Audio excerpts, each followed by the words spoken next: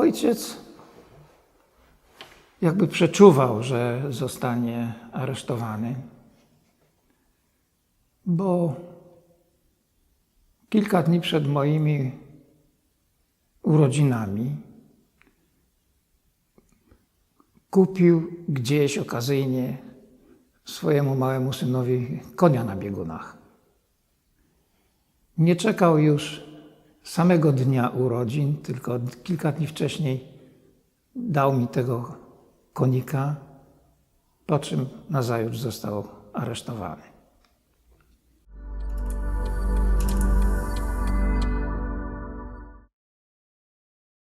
Ojciec pracował przed wojną w Granacie, a potem w tej samej fabryce, którą znamy pod okupacyjną nazwą Hasagu. Współpracował z Armią Krajową. Był rzemieślnikiem o jakichś predyspozycjach i zdolnościach do wykonywania robót precyzyjnych i coś robił dla ruchu oporu. Prawdopodobnie to były jakieś elementy broni. Ojciec został zabrany, podobnie jak jego niektórzy koledzy, z donosu znajomego, konfidenta, ja jego z nazwiska znam.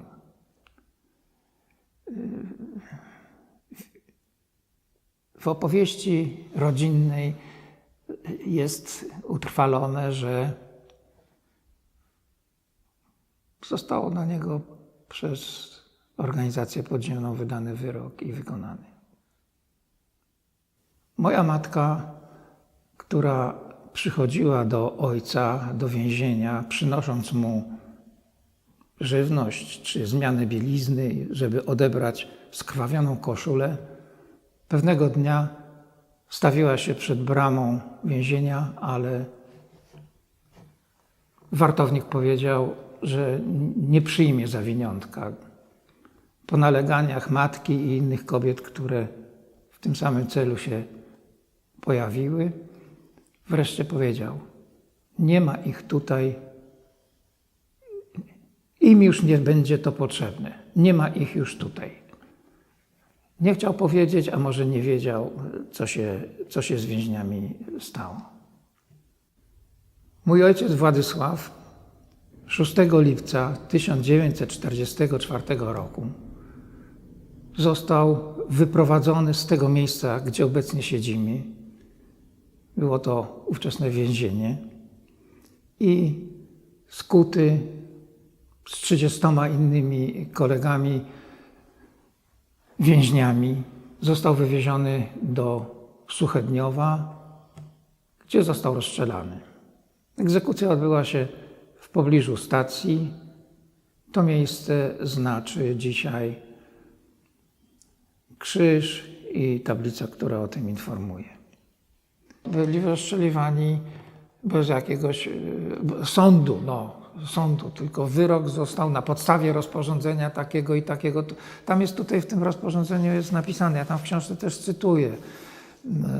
Ja z pamięci nie powiem, bo to się jakoś specjalnie nazywało. Na podstawie rozporządzenia o tą jakieś tam, to im wystarczyło. No. Zresztą kto się wtedy oglądał na jakieś tam sądy, wyroki. Mama nie wiedziała, co się stało z ojcem. Straciła kontakt. Ponieważ była samotną kobietą, trudno jej było wiązać koniec z końcem.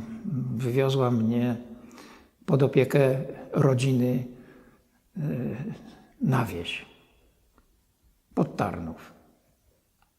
W kwietniu 1945 roku mama postanowiła, czy zabrać mnie od sióstr ze wsi, czy mnie odwiedzić.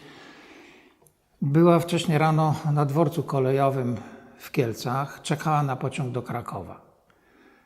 I w pewnym momencie usłyszała z megafonów informacje: osoby, które jadą do Suchedniowa na ekshumację, proszone o zebranie się na takim i takim peronie. Matka, nie mając wcześniej żadnych powodów, żeby sądzić, że powinna jechać w przeciwną stronę niż zamierzała, w sposób zupełnie irracjonalny zrezygnowała z pociągu z jazdy do Krakowa i pojechała z grupą kobiet i przedstawicieli Polskiego Czerwonego Krzyża do Suchedniowa. Tam odbywało się wydobywanie z ciał z ziemi, gdzie spoczywały prawie 9 miesięcy. Potem, jak mama wspominała, zdarzyło jej się, podobnie jak innym kobietom, wdowom, matkom, zdarzyło się kilkakrotnie po prostu zemdleć. Widoki do tego upoważniały. Przy którymś wydobytym z ziemi ciele matka rozpoznała, że to jej mąż, mój ojciec. Po skrawku charakterystycznym, jakieś ubrania, po zachowanej bliźnie, po skaleczeniu na palcu. Wówczas na ekshumację przyjechały także kobiety, bo to przeważnie kobiety podejmowały się trudu rozpoznawania bliskich ze Starachowic i Skarżyska. Z Kielczanek 5 kobiet rozpoznało swoich bliskich. I te 5 ciał zostało przewiezione do Kielc i złożone w pierwszym pochówku, jaki się dokonał na późniejszym cmentarzu partyzanckim. To byli bracia Łapaczowie, Kaleta, Kluźniak i mój ojciec. Może, że ja byłem wtedy jeszcze w wieku przedświadomościowym, tak można powiedzieć. Jeszcze świata nie oceniałem i nie zapisywałem w pamięci w sposób świadomy i w pełni zrozumiały. To dopiero następowało za parę lat. Ja nie mam ojca przed oczami. Co może zapamiętać 2-latek? No nic. No niewiele. Jeśli mówię o ojcu, to jest to pamięć wtórna, wywołana przede wszystkim przez opowieść matki i siostry ojca. Mówimy często, los jest w gwiazdach zapisany. O losie bardzo ładnie powiedział Wiesław Myśliwski w swojej książce Ostatnie rozdanie. Mówi, że los to jest takie spotkanie przypadku z koniecznością. Bardzo mi odpowiada ta sentencja, takie ujęcie. No bo w końcu, nasz los. Jeśli nawet coś wybieramy, to być może los tak chciał. Może tak było w gwiazdach zapisane.